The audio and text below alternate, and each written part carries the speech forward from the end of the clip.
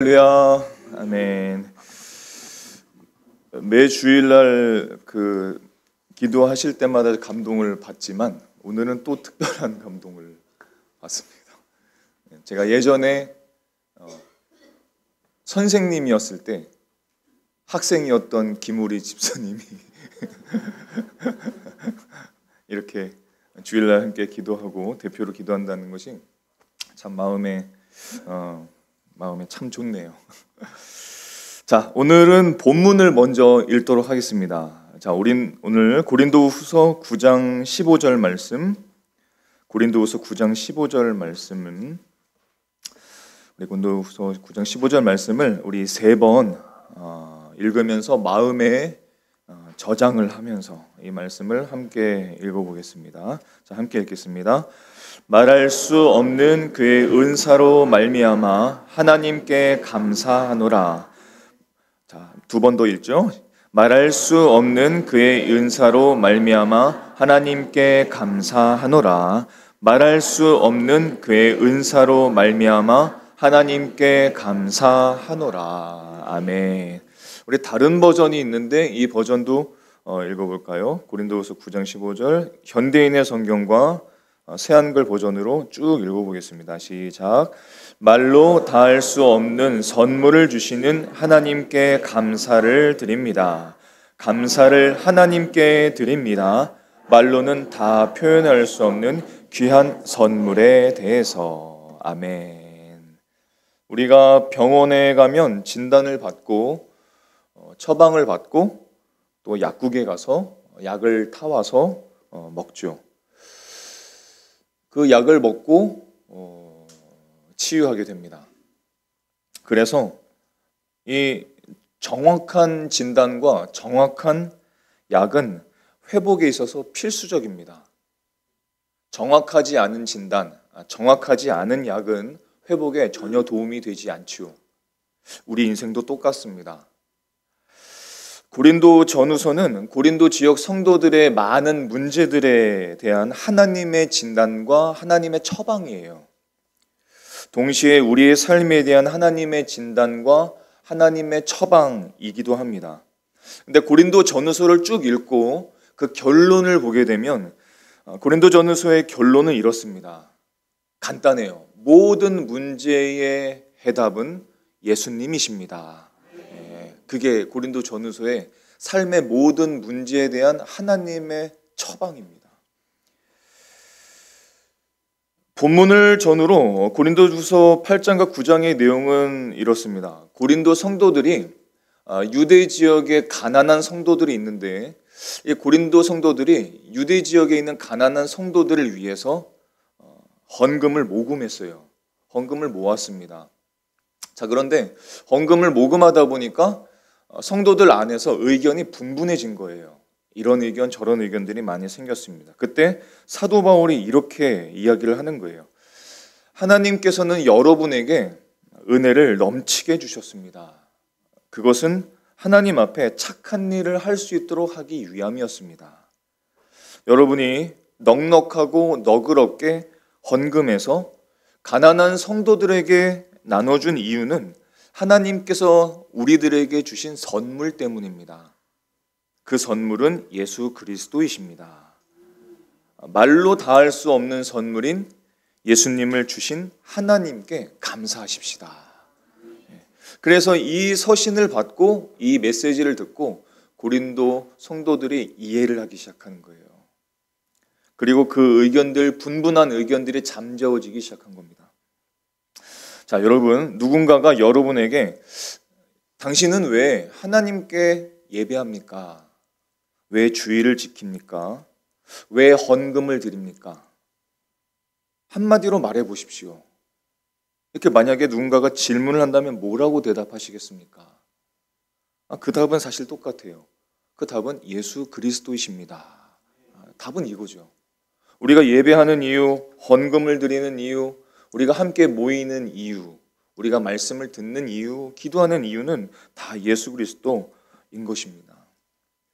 평소에도 그렇지만 오늘 말씀을 준비하는 과정도 굉장히 아기를 낳아보진 않았지만 산고의 과정, 시즌이었는데 감사의 시즌에 더 감동적이고 더 그런 내용은 있지 않을까 이런 생각이 갑자기 들고, 또 감사할 제목이 예수 그리스도라는 그 답은 너무 뻔한 게 아닌가 이런 생각이 갑자기 들었어요. 주일 함께 모이는 성도들과 함께 복음만 전하는 것이 과연 괜찮을까? 좀 더 풍성한 어떤 내용을 나누는 것은 더 낫지 않을까? 그런 고민들이 굉장히 많았었습니다. 그런데 하지만 곧바로 회개했어요. 왜냐하면 복음으로 충분하다는 사실을 제가 확신하지 않았기 때문에 그런 거죠. 기도하는 가운데 믿음의 선배들의 조언들을 저에게 생각나게 하셨는데 여러분이 생각났습니다. 팀 켈러 목사님은 이런 이야기를 한 적이 있습니다. 교회 안의 성도들은 매일 복음으로 돌아가야 합니다. 마틴 로이드 존스 목사님은 복음이 필요한 것은 세상 이전에 복음을 잊은 교회입니다. 이렇게 얘기했고, 본 회포 목사님은 교회가 복음을 제대로 살지 못할 때 복음이 가장 절실한 곳은 언제나 교회입니다. 이렇게 이야기했습니다. 우리의 삶에는 하나님께 감사할 제목들이 수천 수만 가지, 정말 그 선물들이 많지만 그 중에 가장 첫 번째가 되고 그 모든 선물들의 가장 근원에 되는 것은 바로 복음 되시는 예수 그리스도이십니다. 그래서 감사의 시즌에 예수 그리스도께 집중하는 것은 전혀 이상한 일이 아닌 거예요. 여러분, 우리의 인생에는 질문들이 굉장히 많습니다. 매일매일 우리는 질문 속에서 살아갑니다. 오늘 무엇을 먹지? 무엇을 입지? 내일은 뭘 하지? 내일은 어디를 가지? 뭘 해야 되지? 어떻게 해야 되지? 근데 예수님의 말씀을 보면은 그런 염려를 하지 말라고 말씀하세요. 그리고 대신 그런 질문들과는 비교할 수 없는 인생의 가장 중요한 질문들을 해야 한다고 말씀하십니다. 그렇다면 여러분, 우리 인생에 정말 중요한 인생의 필수적인 질문들은 뭐가 있을까요? 어떤 질문일까요? 여러분, 행복은 무엇입니까? 죄는 무엇입니까? 그 죄를 해결할 수 있는 방법은 무엇입니까? 죄 많은 인간이 의로우신 하나님과 동행할 수 있는 방법은 무엇입니까? 어떻게 하면 죄 많은 인간이 그 죄를 용서받을 수 있고 하나님의 심판을 피할 수 있을까요? 죽음은 과연 끝일까요? 무덤 너머에 영원한 삶과 기쁨이 있다면 어떻게 할 것입니까? 마음속에 깊은 갈망이 있는데 그 깊은 갈망을 만족시킬 수 있는 방법은 무엇일까요? 어떻게 하면 그 하나님과 친구처럼 날마다 동행하며 살아갈 수 있을까요? 사람들이 정말로 변화돼서 마약을 끊고 중독을 끊고 도둑질을 안 하고 살인을 멈추고 강간을 안 하고 사기와 증오를 멈출 수 있는 방법은 도대체 무엇일까요? 이게 훨씬 더 인생의 가장 중요한 질문 아니겠습니까? 정말 필수적인 질문 아니겠어요? 그게 무엇을 입고 먹는 것보다 훨씬 더 중요한 질문 아니겠습니까? 네, 여러분, 과연 어떤 것이 이 질문들에 대한 답을, 진리를, 해답을 정확히 줄 수 있을까요? 우리가 주로 접하는 TV, 유튜브, SNS에서는 이런 인생의 정확한 질문들, 이 중요한 질문들에 대해서 침묵을 하거나 아니면 다른 덜 중요한 질문들에 대해서 집착하게 만듭니다. 별로 인생에 정말로 중요하지 않은데 그것에 집착하게 만들어요. 그러면 여러분, 인간을 파고드는 학문들은 어떻습니까? 심리학, 철학, 지혜의 책들, 이런 것들은 어떻습니까? 그런 것들을 과연 조금 전에 제가 드린 그 질문들에 대해서 정확한 해답을 줄 수 있습니까? 과연 그렇습니까? 우리의 영혼에 정확한 그 해답을 줄 수 있을까요? 그렇지 않은 것 같습니다. 프랑스의 수학자이자 철학자인 파스칼은 이런 말을 한 적이 있습니다. 인간은 작은 것에는 그렇게 민감하면서도 가장 중요한 것에는 둔감하다. 인간은 참 이상하다. 인간은 참 뭔가 잘못되었다. 또 말을 이렇게 합니다. 하나님이 정말로 존재하시고 무덤 너머에 영원한 삶이 존재한다면 그 문제들을 해결하는 것이 가장 중요한 것이 아닌가. 하나님과 올바른 관계를 맺고 이 세상 너머에 끝없는 존재를 향해서 진지하게 임하고 준비하는 것이 가장 중요한 것이 아닌가. 이렇게 말을 했습니다. 정말 그렇지 않은가요? 이 시대의 사람들과 문화는 인생에 정말 중요한 것들을 전혀 중요하게 생각하지 않는 것 같습니다. 제가 아는 어떤 사람들은요, 1년에 딱 2번 송구 영신 예배와 성탄 예배만 나오면서 자신을 크리스찬이라고 여깁니다. 하나님을 믿는다고 여깁니다. 그리고 자신은 천국에 갈 것이라고 생각해요. 또 어떤 사람들은 이렇게 생각합니다. 하나님이 존재한다는 것은 믿지만, 그렇게 생각은 하지만 저는 그렇게 종교심이 깊지는 않아요. 그렇게 깊게 들어가고 싶지는 않습니다. 라고 이야기를 합니다. 여러분, 그것은 굉장히 자신의 삶에 대해서 불친절한 말들입니다. 생각해 보세요. 이런 겁니다. 불치병이 있는 사람이 있는데 이 불치병이 있는 사람이 그 병을 치료해 줄 의사가 있다고는 믿지만 그 의사를 찾지 않는 거예요. 바다에 표류해서 곧 죽을 사람인데 자기를 구조할 구조선이 어딘가에 있을 것이라고 믿긴 하지만 그 구조선을 향해서 울부짖지 않는 것과 똑같습니다. 또 근처 밭에 보물이 숨겨져 있는 것을 있다고는 믿지만 그 밭을 사기 위해서는 아무것도 팔지 않겠다고 한 사람과 똑같습니다. 인생의 가장 중요한 것들을 옆에 잠깐 내버려 두고 덜 중요한 것들을 추구하며 살아가는 것이 보통 우리들의 인생이라는 거예요. 얼마나 어리석습니까? 얼마나 무지합니까? 사랑하는 성도 여러분, 우리는 매우 어둡고 이상한 시대에 살고 있어요. 오늘 예배를 준비하면서 마음에 품고 기도하는 것이 있습니다. 저와 여러분 중에 누구도 그런 영적인 잠에 들지 않는 겁니다. 하나님께서 우리 모두의 영혼을 깨워주실 수 있기를 소망합니다. 그리고 삶에서 정말 중요한 것이 무엇인지를 깨닫는 이 시간이 되기를 소망합니다. 축복합니다. 아멘. 먼저 3가지를 짧게 마음에 한번 담아보십시오. 첫째로, 성경은 우리가 하나님의 형상대로 창조되었다고 말씀하십니다. 창세기 1장 27절의 말씀을 보면 하나님의 자기 형상 곧 하나님의 형상대로 사람을 창조하시되 남자와 여자를 창조하셨다. 하나님의 형상대로라고 말씀하셨습니다. 이것이 바로 우리가 동물과 기계와 다른 점입니다. 우리는 하나님의 형상대로 창조되었기 때문에 동물이나 기계와 다릅니다. 우리는 진화의 산물도 아닙니다. 갑작스럽게 우연히 이 땅에 생긴 것도 전혀 아닙니다. 우리는 하나님의 형상대로 창조되었고 하나님을 위해, 하나님을 향해 창조된 사람들입니다. 그래서 우리 안에를 잘 살펴보면 금방 드러납니다. 금방 알 수 있어요. 그래서 우리에게는 하나님을 닮은 것들이 우리 안에 존재합니다. 어떤 것들이 있어요? 사랑, 정의, 옳고 그름, 지혜, 자비, 소망, 이런 것들이 우리 안에 있는 이유는 무엇이냐면 동물이 아니기 때문입니다. 하나님의 형상대로 창조되었기 때문에 내 안에 사랑도 있고 정의도 있고 옳고 그른 것에 대한 것도 있고 지혜가 있고 소망이 있고 희망이 있는 거예요. 동물이 뭐가 그게 있겠습니까? 그렇지 않습니다. 근데 문제는 무엇이냐면 그렇게 하나님의 형상대로 창조되어서 우리 안에 내재된 것들이 모두 망가졌다는 거예요. 다 구부러졌습니다. 마치 종이가 이렇게 쭉 구겨진 것처럼 말입니다. 구부러졌어요. 왜요? 둘째로 성경은 이렇게 얘기합니다. 성경은 우리 모두가 하나님께 죄를 지었다고 가르쳐 주세요. 우리는 삶을 돌아보면 많은 후회를 느낍니다.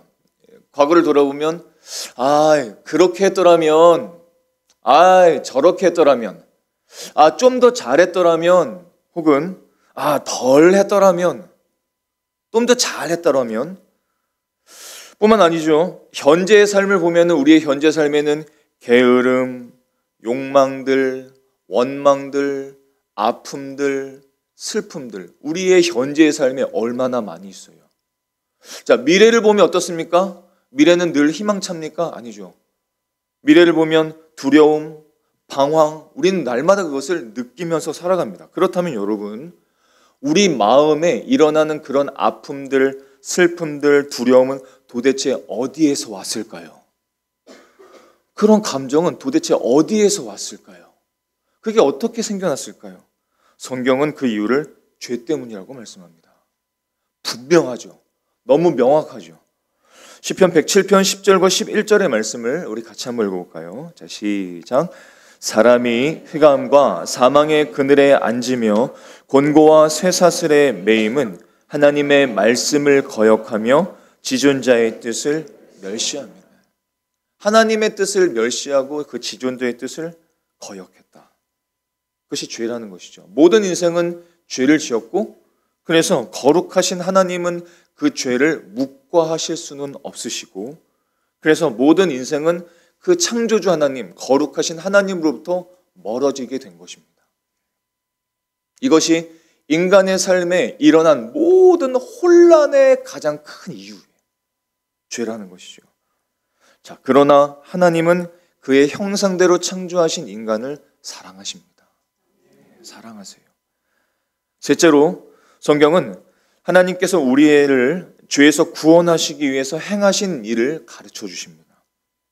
우리와 자신을 화해하게 하시고 후회와 두려움의 저주에서 자유케 하시고 영원한 기쁨을 주시며 소망을 주시기 위해서 놀라운 일을 행하셨다는 것을 보여주십니다.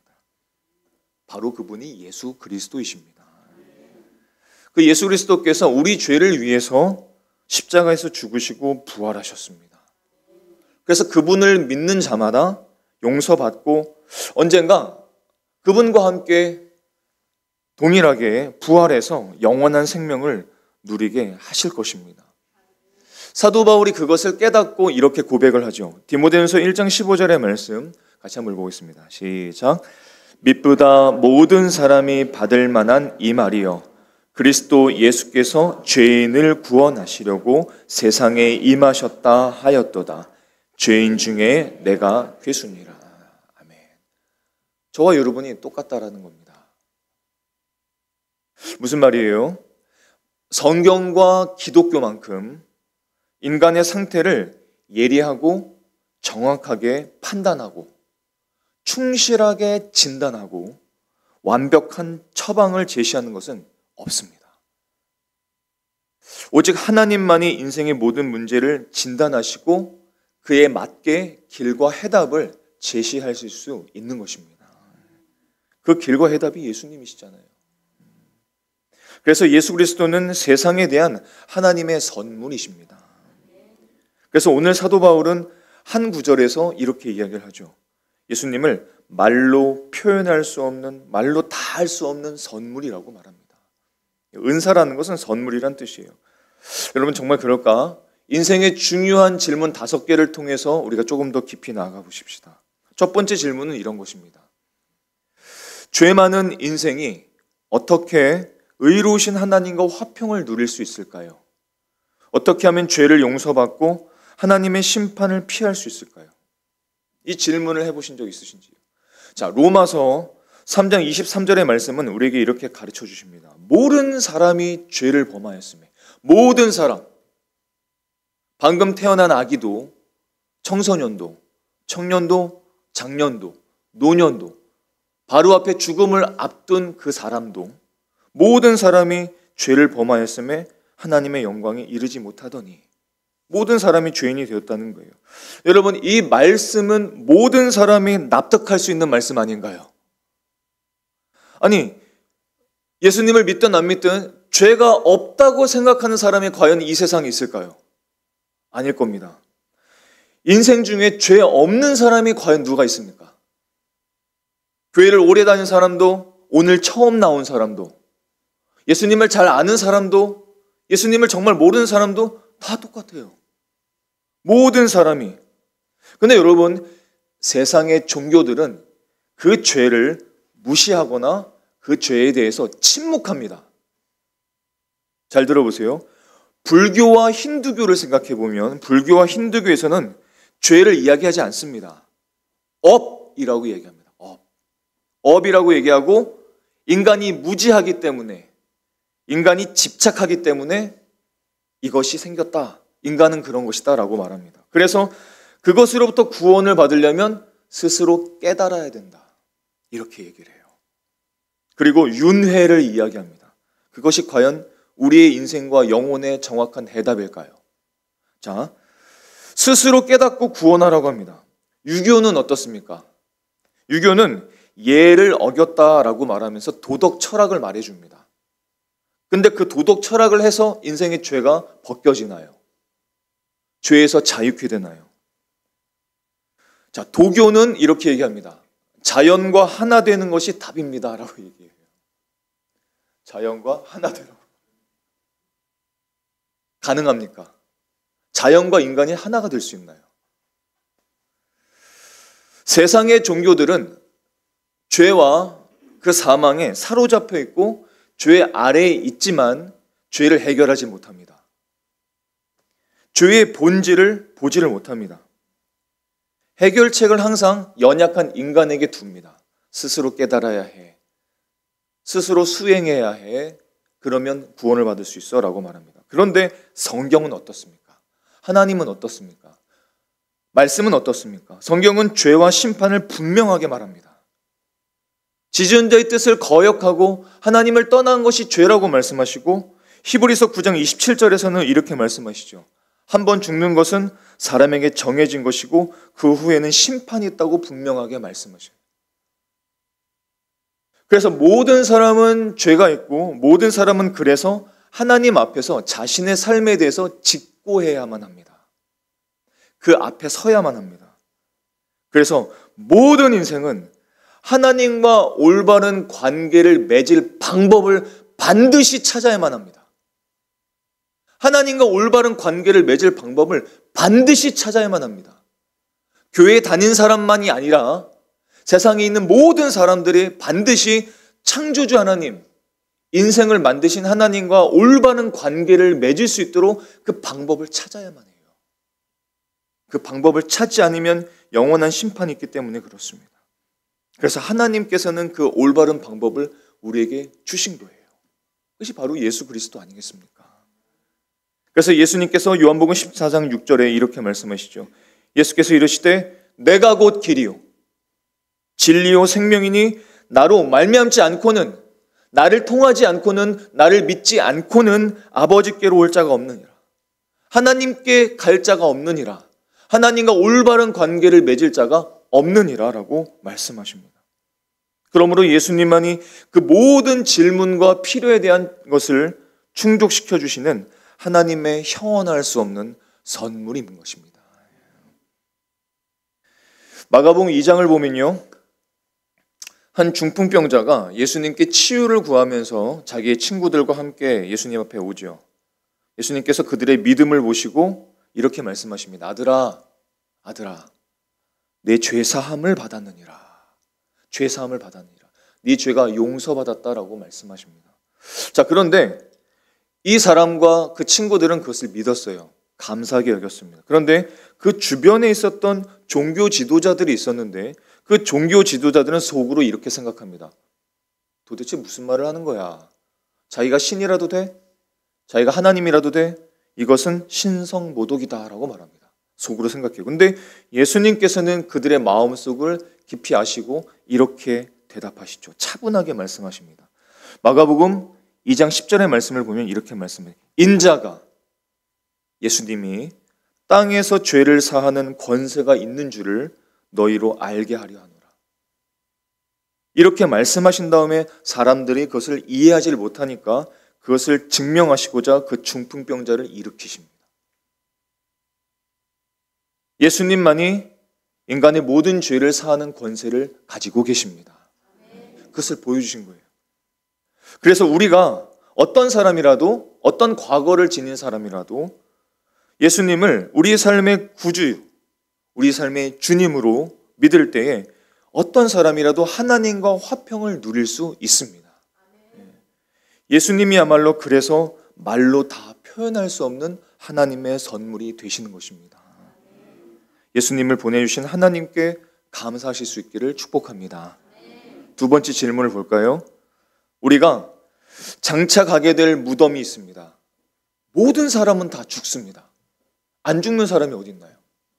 모든 사람이 결국은 무덤에 갇히게 될 텐데 그 무덤 너머의 심판이 아니라 영원한 삶과 기쁨이 있다는 것을 우리는 어떻게 알 수 있을까요?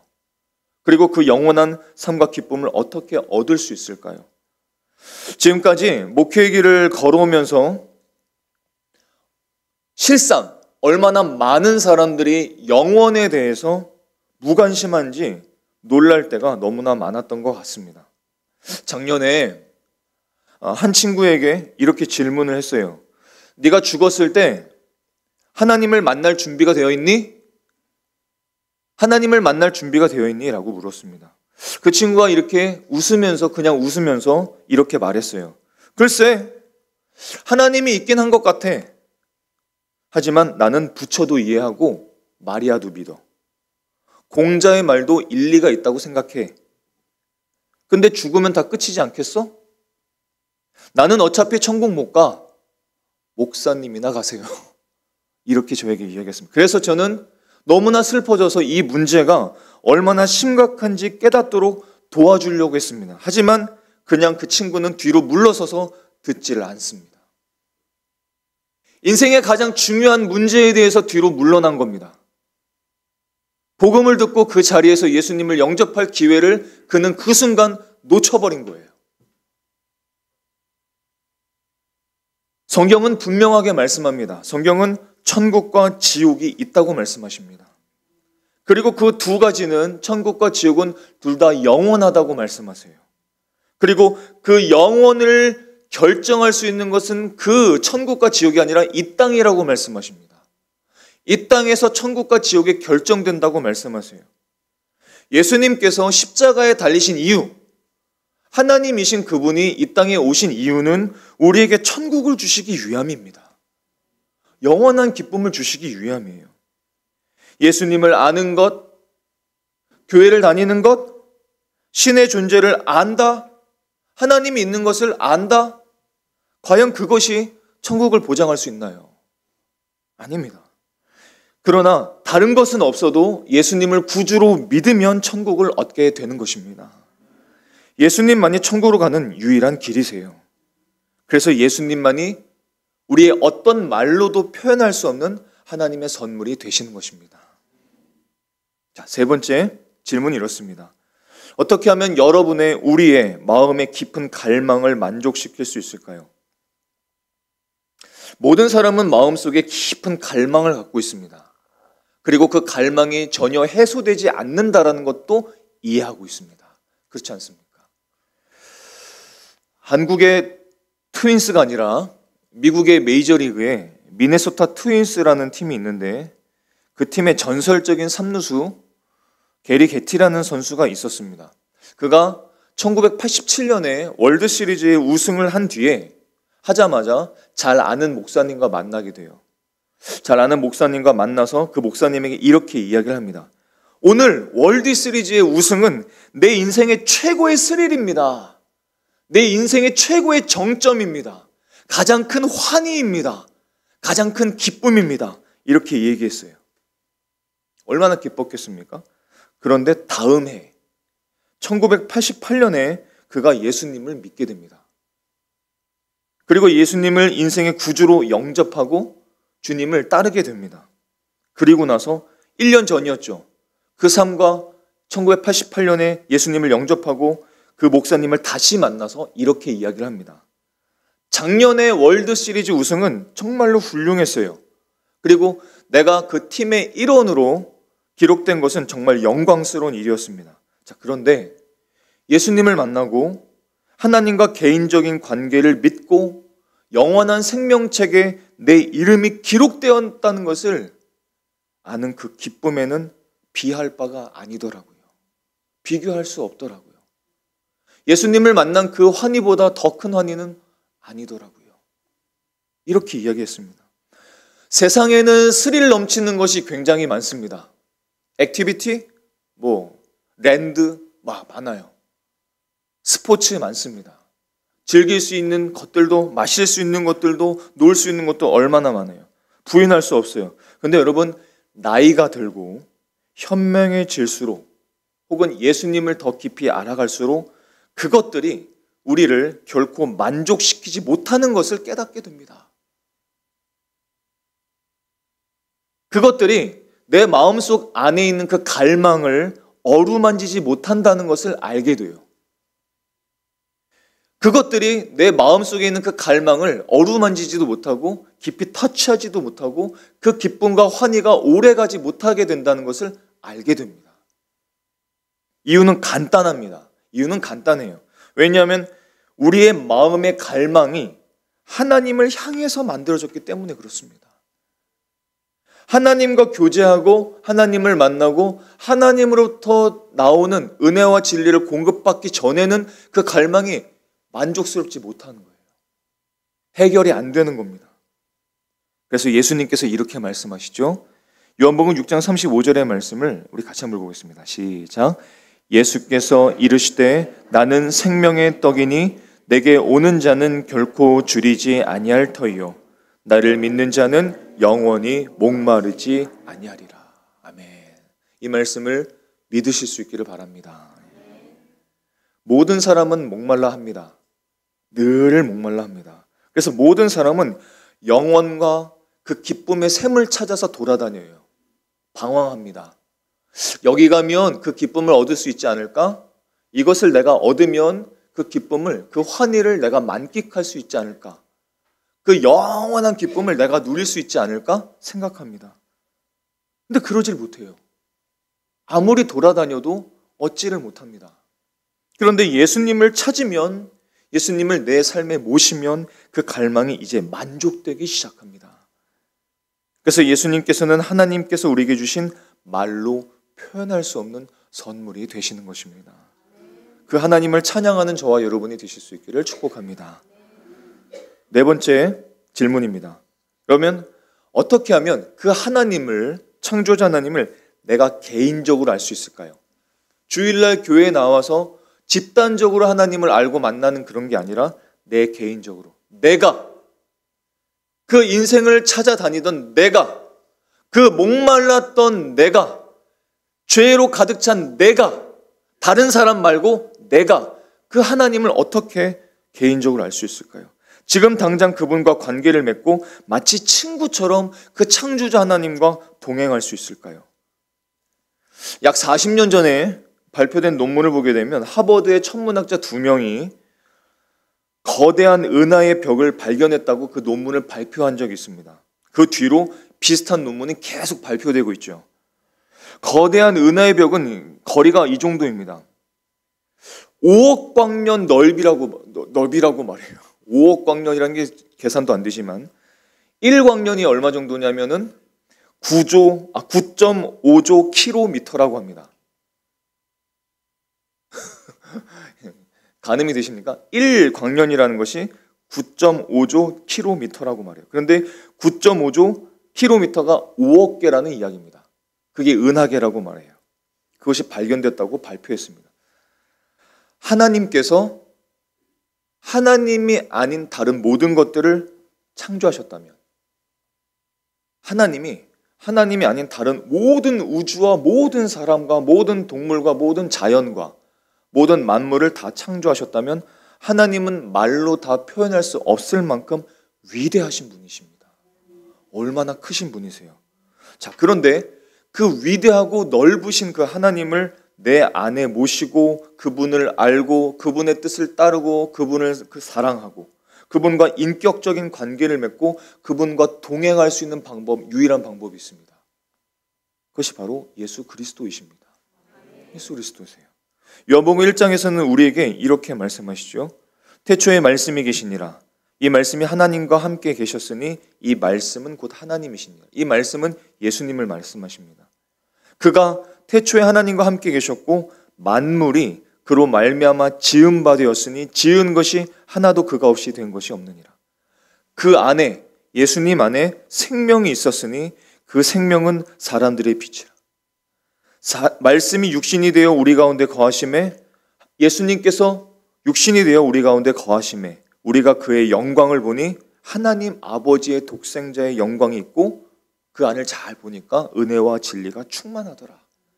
그래서 예수님께서 제자 빌립에게 이렇게 말씀하세요. 나를 본 자는 아버지를 보았느니라, 이렇게 말씀하십니다.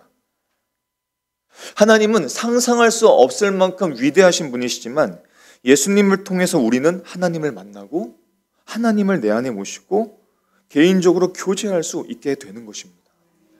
창조주와 동행하는 삶, 하나님과 동행하는 그 인생을 주신 예수님은 그야말로 말로 표현할 수 없는 하나님의 선물이 되시는 것입니다. 그 하나님을 찬양하고 감사하실 수 있기를 바랍니다. 마지막 질문을 하죠. 사람들을 정말로 변화시켜서 마약을 끊게 만들고 도둑질을 못하게 만들고 사기와 증오와 간광과 살인을 하지 않게 할 수 있는 힘이 정말로 있을까요? 도덕이 할 수 있을까요? 법이 할 수 있을까요? 사람들의 윤리가 할 수 있을까요? 사람들의 양심이 할 수 있을까요? 사람들은 계속해서 늘 그렇게 유지하고 그것을 통해서 사람들의 변화되기를 꿈꿔왔습니다. 노력해왔습니다. 수고해왔습니다. 하지만 세상은 아직 그대로입니다. 왜냐하면 그것들은 그것을 변화시킬 수 있는 힘이 없기 때문입니다. 이런 모든 질문에 대한 답은 성경에서만 찾을 수 있고 예수님을 잘 아는 사람들의 삶에서 찾을 수 있죠. 사도 바울의 이야기를 한번 들어보십시오. 사도 바울이 이렇게 말했습니다. 갈라디아서 2장 20절의 말씀을 보면 내가 그리스도와 함께 십자가에 못 박혔나니 그런즉 이제는 내가 사는 것이 아니요 오직 내 안에 그리스도께서 사시는 것이라. 이제 내가 육체 가운데 사는 것은 나를 사랑하사 나를 위하여 자기 자신을 버리신 하나님의 아들 예수 그리스도를 믿는 믿음 안에서 사는 것이라. 이렇게 고백했습니다. 이게 뭘까요? 믿음 안에서 사는 게 도대체 뭘까요? 믿음 안에서 살아가는 것은 예수님을 삶의 주인으로 영접해서 그분을 신뢰하면서 살아가는 것을 말합니다. 그것이 믿음 안에서 살아가는 거예요. 자, 그러면 어떻게 될까요? 믿음 안에서 살아갈 때 우리 안에 계신 성령 하나님께서 우리의 마음과 생각을 자꾸 바꾸십니다. 우리의 삶의 습관을 끊게 만드십니다. 성령님께서 우리의 안에 있는 가치관들을 바꾸시죠. 이 땅에 쏟아져 있었던 내 마음을 하나님을 향해 쏟아지게 만들고 하나님 영원한 나라를 위해서 마음이 쏟아지게 만드십니다. 그리고 점점 나를 예수님을 닮게 만드십니다. 그러면 어떻게 될까요? 예수님을 닮아가는데 마약을 할 수 있을까요? 못합니다. 예수님을 닮아가면 과연 도둑질을 쉽게 할 수 있을까요? 아니요. 예수님을 닮아간다면 사기를 막 칠 수 있을까요? 아니요. 증오하고 원망하고 살인하고 강간하는 일들을 과연 할 수 있을까요? 못합니다. 그것이 끊게 됩니다. 하나님의 영광을 위한 삶을 살 수 있고 사랑과 희생과 기쁨으로 가득한 삶을 자꾸 추구하게 됩니다. 삶은 자꾸 변화되는 것이죠. 죄를 미워하고 죄에서 끊어지는 삶을 내가 추구하게 되는 것입니다. 기독교는, 교회는 교회에 다니는, 단순히 교회에 다니는 사람들의 모임이 아닙니다. 교회는 좀 더 나은 삶, 세상과는 좀 더 구별되는 착하게 사는 삶을 배우는 곳도 아니에요. 하나님과 멀어졌던 그 죄인의 삶을 탈피하고 영원한 삶을 내 안에 소망하고 그 삶을 진행시키고 그 영원한 삶으로 나아가는 그런 공동체가 교회라는 것입니다. 하나님은 우리의 자유를 빼앗는 분이 아니에요. 그게 아니라 오히려 진짜 자유를 향해 나아가게 하시는 분이십니다. 그래서 우리가 누구이든 과거에 어떤 일을 했건 예수님의 이름을 부르는 자는 누구든지 용서받고 새로워질 수 있습니다. 우리가 오늘 모인 것이 과연 우연일까요? 여러분이 오늘 이 시간에 예배하는 것이 과연 여러분의 의지로만 가능했던 일일까요? 지금 이 메시지를 함께 듣고 함께 나누고 함께 보는 것이 과연 우연일까요? 우연이 아닙니다. 오늘 하나님께서 이렇게 말씀하시죠. 이제 내게 돌아오라 라고 말씀하십니다. 내가 너에게 평강을 주겠다 말씀하세요. 마음이 공허한 자들이요, 불안한 자들이요, 인생을 혼자 감당하려 했던 자들이요, 나에게 그 모든 통제권을 내려놓고 나에게 돌아오라 말씀하십니다. 한번 따라해 볼까요? 예수님, 제 삶의 주인이 되어주세요. 저는 주님이 필요합니다. 주님께 항복합니다. 네, 주님께 항복합니다.